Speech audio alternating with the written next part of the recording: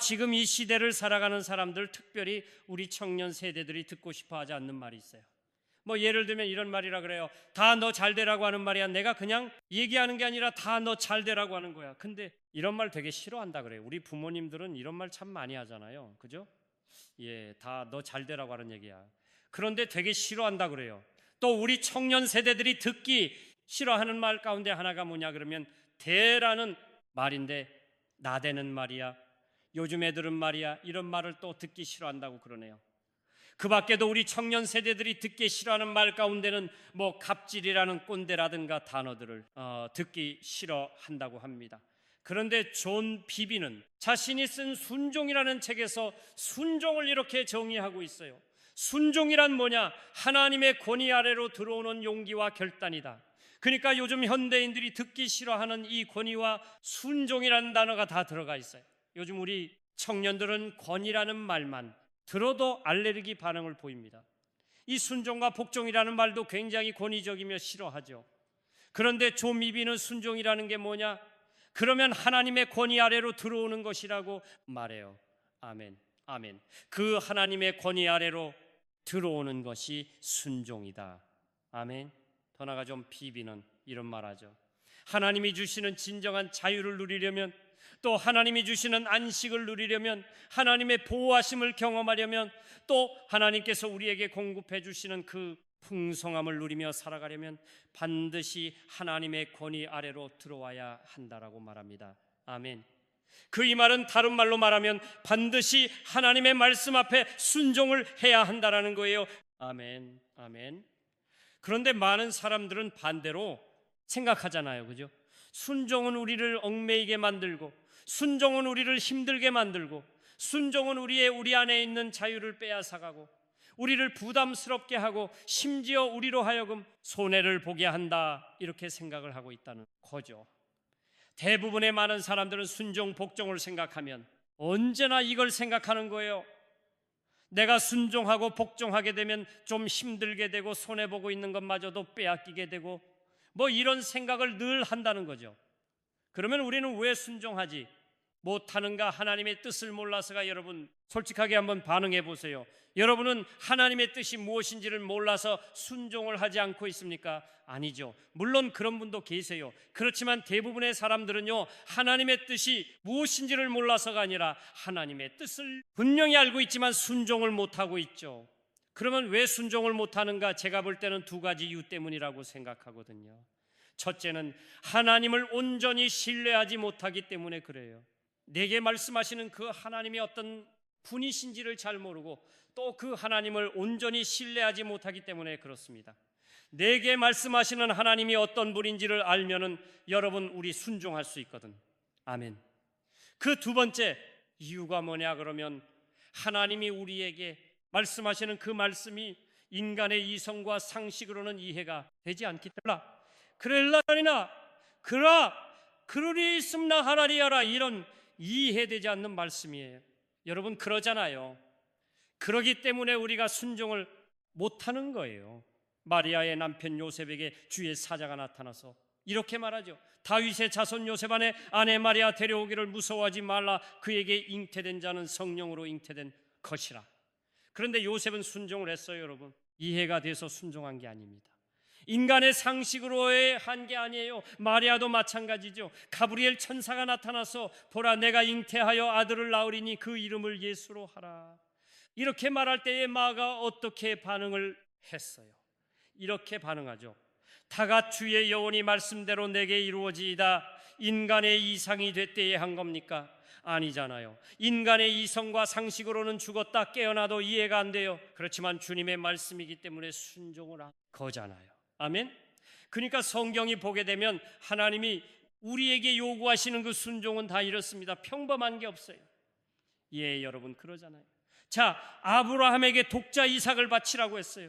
여러분 이것도 마찬가지잖아요. 백세이온 낳은 아들 독자 이삭을 바치라고 하는 것, 여러분 인간의 이성과 상식으로 이해가 안 되잖아요. 자, 열성을 무너뜨릴 때도 마찬가지죠.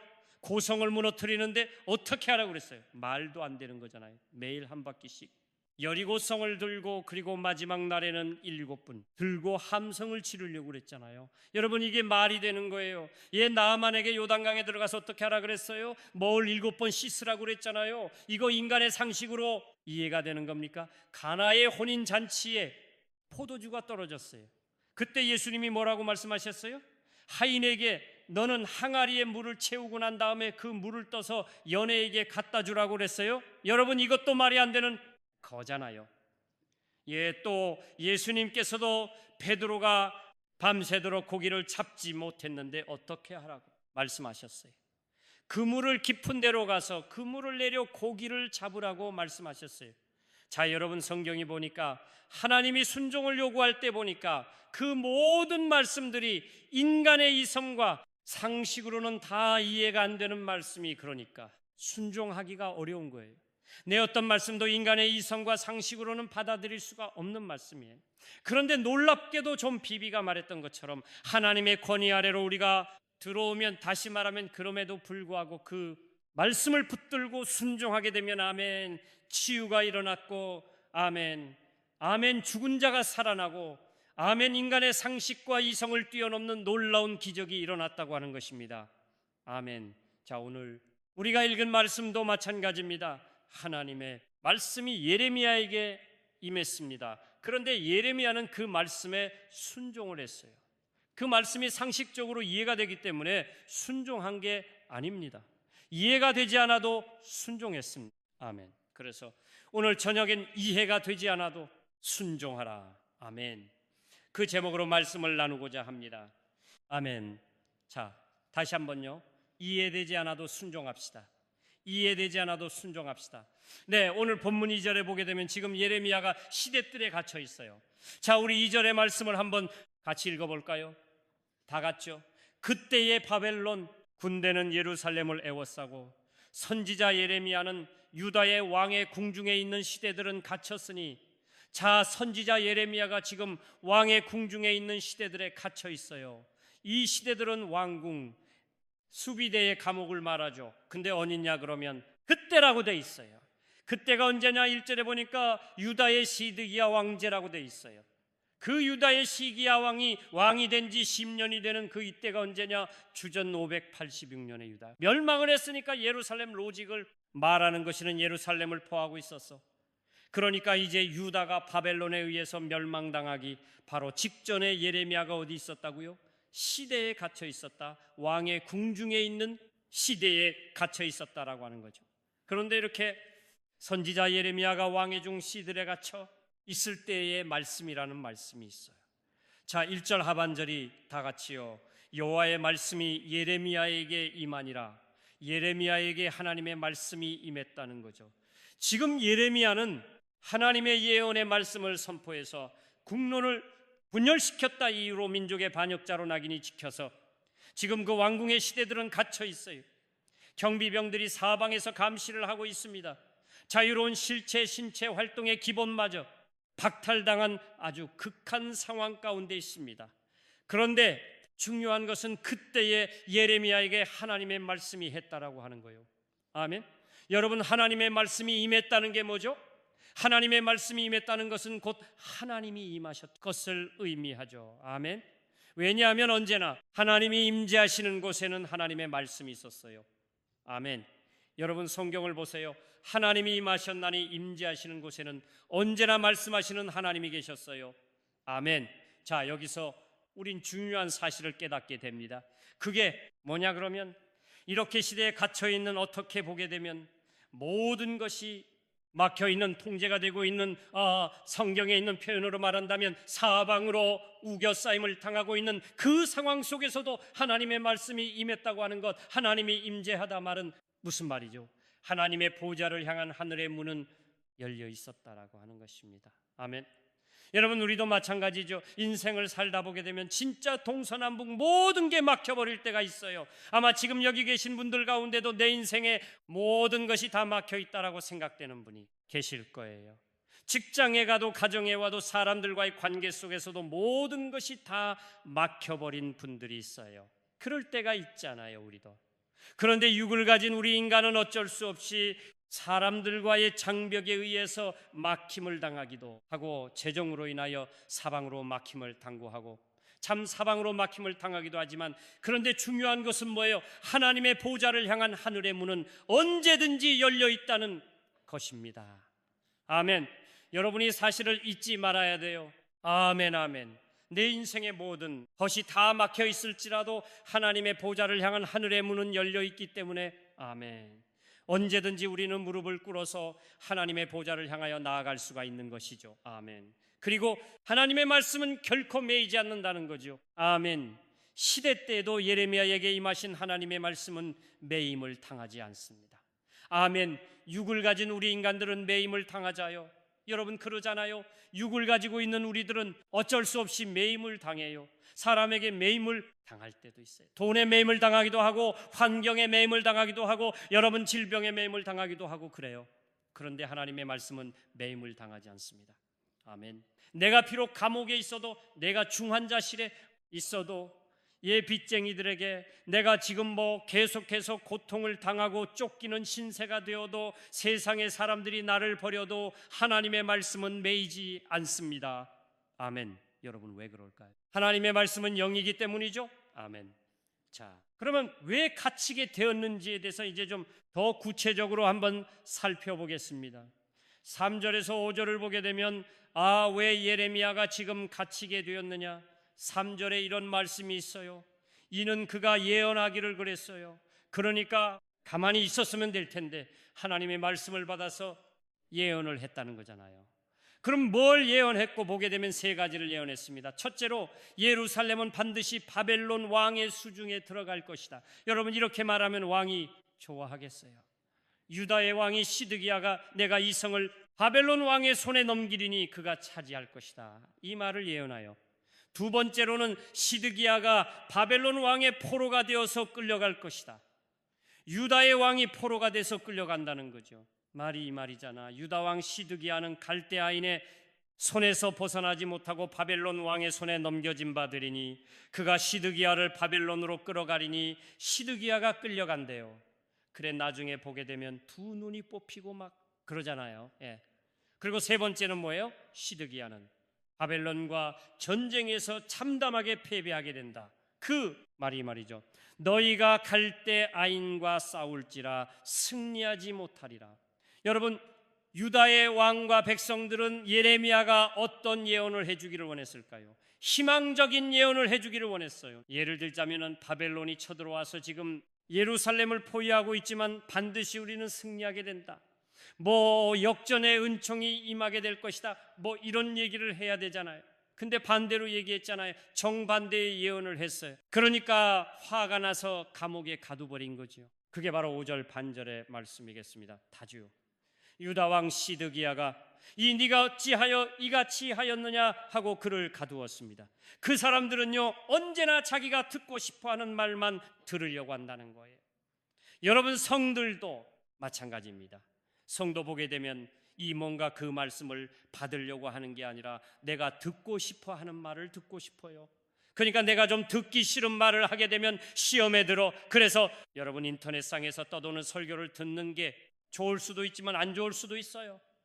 왜? 내가 좋아하는 말만 클릭해서 들었거든. 그 내가 좋아하는 말만 들으니까 우리가 지난 시간에 얘기했잖아요. 우리가 마음이 교만하지 않으려면 임없이 말씀의 찔림을, 아멘. 근데 말씀의 찔림을 받지 않으니까 여러분 내가 좋아하는 말만 듣게 되면 어떻게 될까요? 마음이 교만해질 수밖에 없게 되는 거죠. 자, 예레미야가 시대에 갇혀 있을 때에 하나님의 음성이 들려왔어요. 자, 6절의 말씀을 읽겠습니다. 다 같이요. 예레미야가 이르되 여호와의 말씀이 내게 임하였느니라. 시대에 갇혀 있는데 또 여호와의 말씀이 임했어요. 어떤 하나님의 음성이 7절의 말씀을 읽겠습니다. 다 같이 보라. 내 부살의 아들 하나멜게 와서 말하기를 너는 아나에 있는 내 바틀라이 기업을 니각에 있느니라 하리라 하시더니. 자, 들려온 시대에 있는 예레미야에게 들려온 하나님의 음성을 좀 정리해 보자면 세 가지입니다. 첫 번째가 뭐냐 그러면은 아나도 아나이 어떤 곳이냐면 예루살렘에서 한 3km 떨어져 있는 예레미야의 고향입니다. 그 아나도스에 있는 내 숙부의 아들이 하멜이 너를 찾아올 것이다. 아직 찾아오지 않았어요. 근데 하나이 너를 찾아올 것이다. 두 번째는요, 와서 하는 말이 아나에 있는 내 밭을 사라고 할 것이다. 아나에 있는 자기 밭을 이제 에미에게 사라고 말할 거다. 세 번째로는 그러면서 그냥 사라고 말하는 것이 아니라 근거를 말할 것이다. 이 기업을 물릴 권리가 내게 있느니라 하리라 할 것이다. 그러니까 와서 이로 말을 하게 될 것이다 라고 예언을 했다는 거죠. 여러분, 기업물을 자라고 하는 게 뭐예요? 어떤 사람이 빚을 지거나 경제가 궁핍하여 땅 기업을 팔아야 할 경우에 우선적으로 그 땅을 살 수 있는 권리를 말하죠. 그 이스라엘은 원래 땅을 매매할 수가 없어요. 왜? 그래요. 땅은 하나님께서 그 가문해 주신 기업이기 때문에 그렇습니다. 그런데 이 권리를 예레미야가 가졌기 때문에 자신의 땅을 사라고 종용을 할 것이다라고 말했어요. 자, 그러면 하나님께서 예레미야에게 이렇게 말씀하면 이제 이런 일이 정말 일어났을까요? 안 일어났을까요? 일어났죠. 예, 일어났어요. 자, 8절에 보니까 진짜 하나님께서 말씀하신 대로 그 숙부의 아들 하나멜이 찾아왔습니다. 감옥에 면회를 왔겠죠. 예. 자, 8절 말씀 읽겠습니다. 다 같죠. 여호와의 말씀과 같이 나의 숙부의 아들 하멜이 시대한 나에게 와서 이르되, 하나님이 말씀하신 그대로 하나이 찾아왔어요. 그리고 와서 무슨 말을 하죠? 자, 8절 하반절의 말씀을 읽겠습니다. 다같이 청하노니 너는 베냐민 땅 아나에 있는 나의 밭을 사라. 기업의 상속이 내게 있고 물을 권리가 내게 있으니 너를 위하여 사라 하느니라. 하나님께서 이미 예레미야에게 알려주신 그대로 진짜 나미를 찾아와서 아나돗에 있는 내 밭을 사라. 그러면서 너는 기업을 물릴 고난이 있지 않느냐. 그러면서 똑같이 얘기했어요. 하나님께서 이미 말씀하신 대로 그대로 얘기를 했어요. 그러면 왜 하나멜이라고 하는 하나멜입니다. 하나멜 아나돗에 있는 자신의 밭을 팔려고 했을까요? 예, 땅을 사고 팔기를 좋아하시는 분 잘 들어보세요. 왜 하나에는 아나도 있는 자신의 밭을 팔려고 했느냐? 빚을 졌거나 경제적으로 궁핍이 있기 때문인가? 물론 그럴 수도 있어요. 예. 그런데 그보다는 지금 예루살렘이 어떤 상황에 있어요? 바빌로니아 제국의 사람들에 의해서 예루살렘이 지금 포위를 당하고 있잖아요. 그리고 유다의 멸망이 임박한 상황에 있어요. 이제 유다가 바벨론에 의해서 멸망을 당한다는 것은 이미 거의 확정된 거나 마찬가지야. 그래서 나라가 이제 망해버리면 자기가 가지고 있는 땅이 무슨 소용이 있겠어요? 여러분, 그러지 않아요. 내가 가지고 있는 땅이 무슨 소용이 있겠어요? 그러니까 약삭빠르게 자신의 밭을 처분해서 조금 돈이라도 좀 챙기고 싶었던 거죠. 예, 하나님이 행하실 일을 믿음으로 바라보지 못했던 거죠. 왜냐하면 예레미야는 유다의 멸망만 하게 아니었거든요. 여러분, 유다가 바벨론에 의해서 우리 예루살렘이 이렇게 황폐화되고 성벽이 무너지고 포로로 끌려가게 됩니다.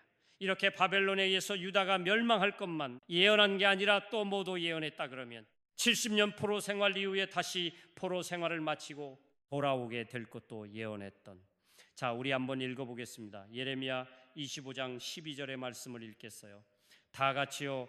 여호와의 말씀이니라. 70년이 끝나면 내가 바벨론의 왕과 그의 나라와 갈대아인의 땅을 그 제약으로 말미암아 벌하여 영원히 허가되게 하되. 예, 그 다음에 예레미야 29장 10절의 말씀도 있겠어요. 다같이 여호와께서 이와 같이 말씀하시니라. 바벨론에서 70년이 차면 내가 너희를 돌보고 나의 선한 말을 너희에게 성취하여 너희를 이곳으로 돌아오게 하리라. 분명히 하나님은 예레미야 선지자를 통해서 70년이 차면, 바벨론의 70년이 차면 내가 바벨론의 왕과 그 나라가 라인의 땅으로 말미암아 하여 가되 하고 바벨론의 70년이 차면 내가 너희를 돌보고 그래서 너희를 이곳으로 돌아오게 해주겠다라고 이미 약속을 하셨어요. 아멘. 그런데 하나님은요, 하나님께서 앞으로 우리 민족 가운데 행하실 일을 바라보지 못했어요. 뭐만 본 거예요. 지금 내가 당장 망하는 것만 본 거죠. 내가 처해 있는 상황만을 본 거예요. 근데 여러분, 이런 사람이 우리에게 너무나 많습니다.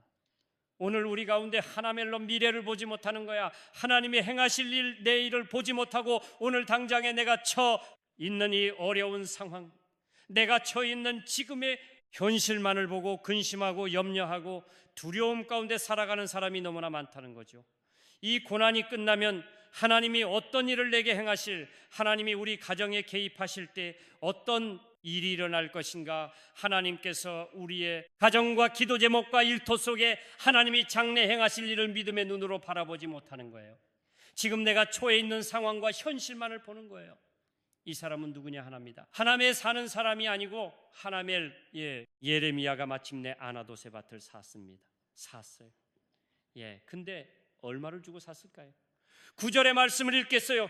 다 같이 내 숙부의 아들 하나멜 아나돗에 있는 밭을 사는 데는 17세겔을 달아주되 여러분 얼마를 주고 샀다고 그랬어요? 그랜자가 온 17세겔을 주고 샀어요. 자은 1세기는 얼마냐면 11.4기예요. 그 노동자의 사일품을 말한대요. 그러면은 17세기는 190억이니까 계산해 보게 되면 노동자의 68일 해당되는 품사이에요. 그러면 부동산 하시는 분들은 지금 막 머리가 굉장히 좀 복잡하게 돌아갈 거예요. 지금 아니 이 밭의 크기가 얼마야 몇 평 정도에 되는 거야? 시세는 얼마나 되는 건데 이게 시세 맞는 건가? 아니면 시세 좀 싸게 판 건가? 이런 생각을 해볼 수도 있어요. 근데 성경은 그 밭의 크기에 대해서 말하지 않아요. 몇 평이다, 도로변에 있다, 아니면 맹지 이런 얘기는 안 해요. 이런 얘기는 없고 그 밭의 사이즈를 말하지 않아요. 그리고 시세가 정도다, 이것도 말하지 않아요. 근데 하여튼 17세겔을 주고 샀대요. 그 싼 것인지 비싼 것인지는 잘 모르겠어요. 근데 아무튼 노동자의 68일 해당되는 품을 주고 감옥에 있는 예레미야가 샀습니다. 여러분, 예레미야는 농사를 지는 농부가 아닙니다. 그럼에도 불구하고 샀어요. 근데 이 살 때의 과정을 보니까요, 두 사람이 감옥에서 조용히 우리 둘이만 합시다, 그럼 달아줬어요. 왜냐하면 그 당시에는 화폐 가치가 은이야요. 그러니까 은을 달아주는 게 계산하는 거예요. 그리고 난 다음에 증인들의 서명을 받은 증서 작성했어요. 여러분, 그때도 대단했어요. 예매매 증서를 2부를 작성해 가지고 예매매 증서 하나는 봉인해 가지고 토기에 담아서 아주 오랫동안 보관을 하겠어요. 하나는 그 다음에 또 하나는요, 봉인하지 않은 매매 증서는 누군가가 확인을 요구할 때 보여주도록 하기 위해서 석인 바둑에 넘겨줬어요. 원로 말하면 등기 사무소에가 갖다 맡긴 거죠. 자, 이렇게 예레미야는 합법적으로 정말 정식 공중 절차를 밟아서 매매 계약을 해서 아나돗의 밭을 샀습니다. 중요한 것은 이제 여기서부터입니다. 예레미야는 정말 이해할 수 없는 하나님의 말씀에 순종을 했다는 것입니다. 여러분, 왜 이해할 수 없는지 아세요라고 하는데 밭을 사는 사람이 어디 있어요? 여러분, 지금 나라가 망하자요, 그러면 땅 사는 게 무슨 의미가 있어요? 지금 더구나 예레미야는 지난 40년 동안 줄기차게 외쳤어요. 뭐라고 외쳤어요? 여러분, 유다가 바벨론에 의해서 멸망당합니다. 여러분, 우리나라가 바벨론에게 멸망을 당할 거예요. 끌려갈 거예요. 그리고 이 땅은 황폐화될 거예요. 그렇게 예언했던 말입니다. 그런데 자신의 예언이 지금 이제 성취되고 하는 바로 그 직전에 있잖아요. 그런데 한번 생각해 보세요, 여러분. 우리는 절대로 끌려가지 않습니다. 예루살렘이 멸망하지 않습니다. 이 땅은 계속해서 윤택한 기름진 땅이 될 것입니다라고 예언했다. 그렇게 예언하는 사람이 지금의 상황에서 땅을 산다는 것은 이해가 되지만 자기가 뭐라고 예언해본 우리나라는 망합니다, 포로로 끌려갑니다, 예루살렘은 황폐화됩니다 라고 외쳤던 사람이 갑자기 감옥에서 땅을 사요? 그것도 비밀리 사는 것이 아니라 모든 사람을 앞에서 공개적으로 정식으로 매매 증서를 쓰고 샀어요. 여러분, 이게 이해가 되는 거예요. 사람들이 뭐라고 그러겠어요? 사람들이 자기를 어떻게 생각하겠어요? 여러분, 그러기 때문에 지금이 아나돗의 밭을 산다는 것은 이게 말이 안 되는 거야. 상식적으로도 이해가 안 되는 겁니다. 그런데 예레미야는 순종을 했다는 거죠. 아멘. 이해가 되지 않아도 순종을 했다라고 하는 거예요. 아멘. 그러면 이해가 되지 않아도 순종했던 이유가 뭐냐? 3가지 이유가 있어요. 그 첫 번째 이유는 뭐냐면 이것이 여호와의 말씀인 줄 알았기 때문이라는 거잖아요. 아멘. 자, 8절 하반절의 말씀을 읽겠어요. 다 같이요. 내가 이것이 여호와의 말씀인 줄 알았으므로. 이것이 뭐예요? 하나님이 내게 말씀하셨고, 너 하나멜이 찻숙부의 아들 하나멜이 찾아와서 너한테 분명히 아나돗에 있는 자기 밭을 사라고 할 것이다.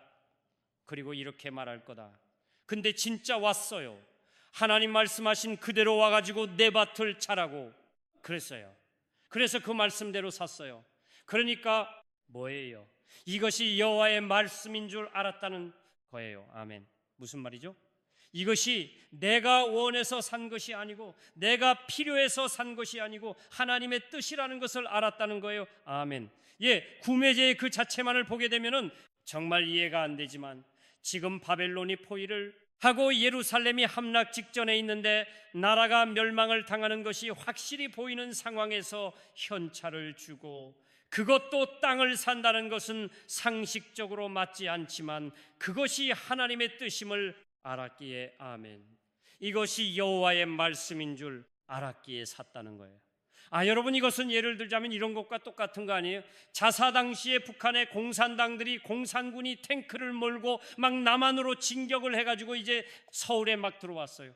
서울이 북한에 의해서 이제 완전히 무너질 지경인데 그런 한락일보 직전인데 그런데 그때 어떤 사람이 피난을 가면서 김 집사님 내 집 좀 사봐 그랬어요. 아니 집을 비우고 지금 피난을 가야 되는데 자기 집을 살래 시가가 10억인데 그냥 5억만 줘. 여러분, 그렇다고 해서 5억 주고 덜렁 살 사람 있겠어요? 언제 돌아올 줄도 모르고 어떻게 될 줄도 모르는데 아무리 땅을 좋아하는 투기꾼들 안 삽니다. 안 사요. 상황이 그렇잖아요. 근데 예레미야는 순종을 했다는 거죠. 아멘. 부동산 투기를 위해서가 아니라 하나님의 말씀을 믿었기 때문이에요. 아멘. 내가 지금 감옥에서 이 땅을 사는 것이 하나님의 뜻이라고 하는 것을 알았기 때문이에요. 아멘. 아멘. 그 확신이 있었기 때문에 순종을 한 거죠. 아멘. 여러분, 우리도 마찬가지예요. 우리도 뭔가를 할 때 정말 이것이 하나님의 뜻인가, 내게 주신 그 말씀이 확실한가, 그래서 이것이 너무나 분명하게 하나님의 뜻이라고 확신이 들면 우리는 어떻게 해야 돼요? 그냥 순종하면 돼요. 그러나 정말 하나님의 뜻이 맞나 아닌가 애매모호하고 좀 아리까리하고 그럼 어떻게 해야 되죠? 그러면은 하나님의 뜻인가 아닌가를 분석을 해야 돼요. 또 다른 말씀을 찾아보고 정말 말씀이 그렇게 말하고 있는가, 이게 맞는 건가, 그리고 우리는 끊임없이 하나님께 묻고 기도를 해야 해요. 그러니까 하나님의 뜻이 분별될 때까지 되기까지는 치열하게 우리가 하나님 앞에 묻고 하나님의 뜻을 분별해야 돼요. 아멘. 아멘. 그건 잘못한 게 아니에요. 하나님의 뜻을 알기 위해서 내가 물어보고 때로는 의심도 해보는 그것은 그 자체는 뭐예요? 죄가 아닙니다. 그런데 문제는 하나님의 뜻이라고 하는 것이 분명해졌다. 너무나 분명해졌다고 한다면 어떻게 해야 돼요? 이해되지 않아도 우리는 그 말씀에 순종을 해야 한다는 것입니다. 아멘. 이게 중요한 거죠. 그러니까 말씀이 분별되고 전까지는 끊임없이 우리는 분석도 해야 되고 때로는 우리는 의심도 해봐야 되고 때로는 검증도 필요하고 또 하나님께 끊임없이 묻고 기도하고, 그런데 하나님의 뜻이 딱 분명하고 이해가 되면 그때는 우리는 뭐예요? 이해가 되지 않아도 순종을 해야 한다는 것입니다. 아멘. 예레미야가 그랬어요. 두 번째로 하나님께서 이루실 약속의 말씀을 믿었다는 거예요. 아멘. 자, 15절의 말씀인데요, 우리 한번 같이 읽겠습니다. 다 같죠. 만군의 여호와 이스라엘의 하나님께서 이와 같이 말씀하시니라. 사람이 땅에서 집과 밭과 포도원을 다시 사게 되리라 하셨다 하니라. 아멘.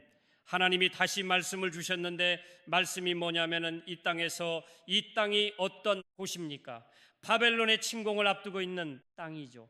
앞으로 바벨론의 침략에 의해서 철저하게 유린될 땅이고 사람들이 다 떠나감 굉장히 황폐화될 땅이죠. 그리고 토지 가치가 완전히 살아버릴 땅이지요. 그런데 하나님은 이 땅에 다시 사람들이 모여들어서 집과 밭과 포도원을 다시 사고 팔게 되는 때가 올 것임을 말씀하셨어. 아멘. 그러니까 지금은 그렇지 않지만 반드시 사람들이 다시 모여서 예전처럼 사람들이 어떻게 해요? 이제 집도 사고 팔고 밭도 사고 팔고 포도원도 다시 사고 팔게 되는 그런 때가 온다라고 말씀하셨어. 아멘. 아멘. 근데 그거를 믿었다는 거 아니에요. 아멘. 그러니까 예레미야는 아직 이루어지지 않았지만 미래에 이루어질 것이지만 하나님의 약속의 말씀을 근거로 그렇게 될 줄을 믿었다는 거죠. 아멘뿐만 아니라 37절을 보니까 예레미야는 포로된 자들이 해방돼서 다시 돌아오게 될 것도 믿었다는 거죠. 자, 37절의 말씀을 읽겠어요. 다 같이 보라. 내가 노가분과 큰 분노로 그들을 쫓아보내던 모든 지방에서 그들을 모아들여 이것으로 돌아오게 하여 안전히 살게 할 것이라. 그러니까 다시 돌아오게 하셔서 안전하게 살게 할 것이라고 말씀을 하셨습니다.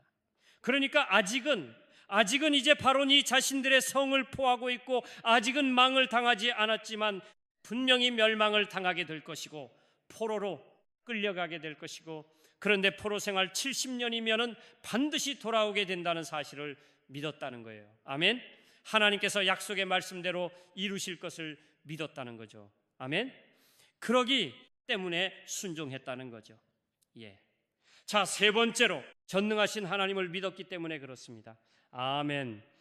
호와의 말씀이 예레미야에게 임했는데 그 말씀이 바로 이 말씀 아니에요. 27절의 말씀입니다. 다 같이요. 나는 여호와여 모든 육체의 하나님이라 내게 할 수 없는 일이 있겠느냐. 하나님이 뭐라고 말씀하셨습니까? 예레미야에게 나는 여호와다, 약속을 지키는 하나님이다. 아멘.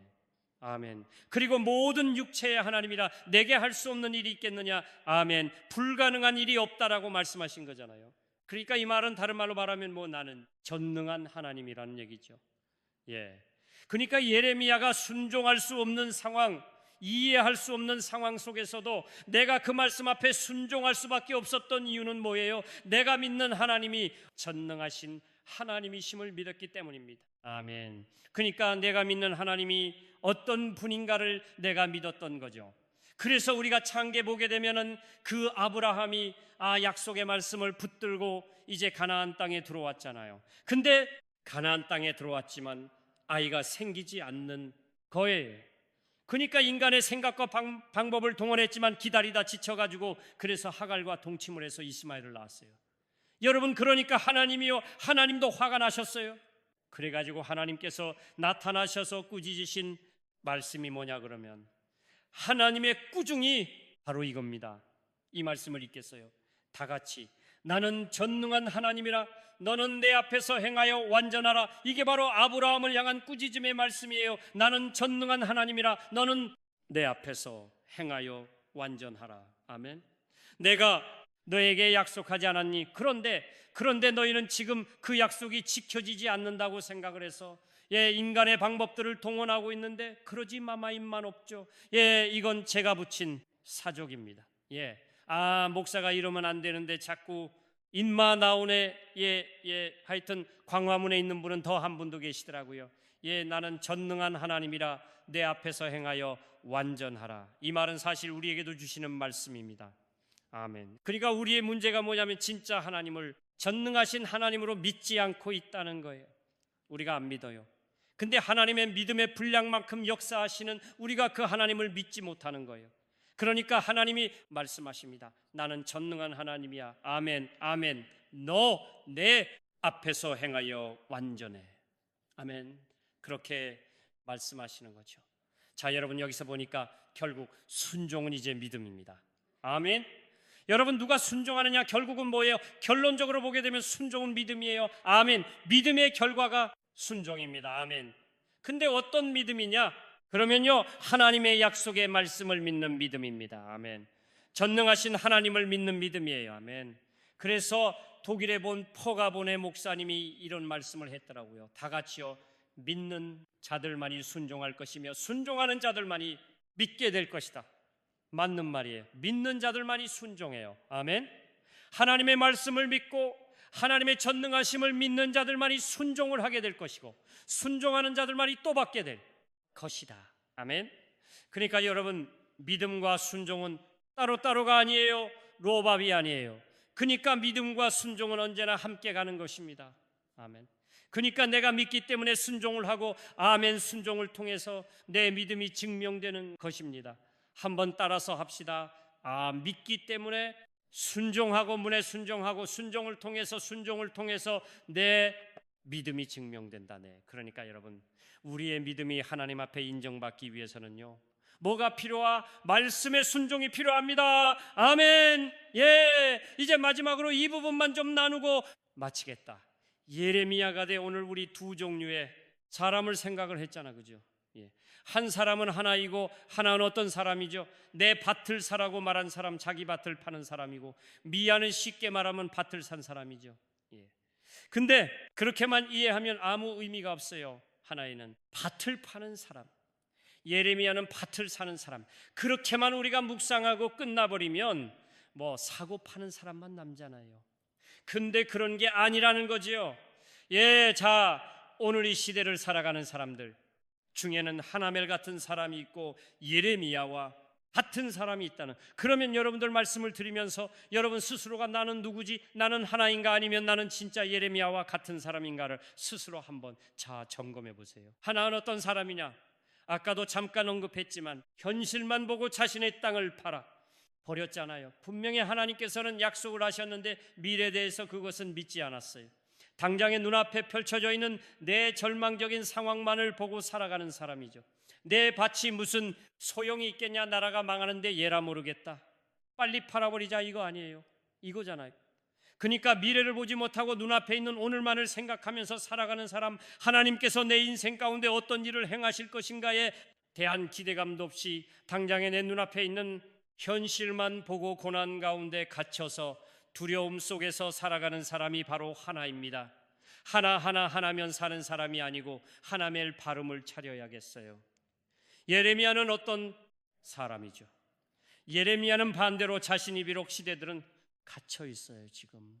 근데 여러분, 시대 때에 갇혀 있을 때 하나님의 말씀이 했잖아요. 그럼 어떤 말씀을 내심 기대했을까? 석방에 관한 것, 좋은 소식을 기대했겠지만 자신이 기대했던 것과는 한 번도 기대하지 않았던 엉뚱한 말씀을 듣게 됩니다.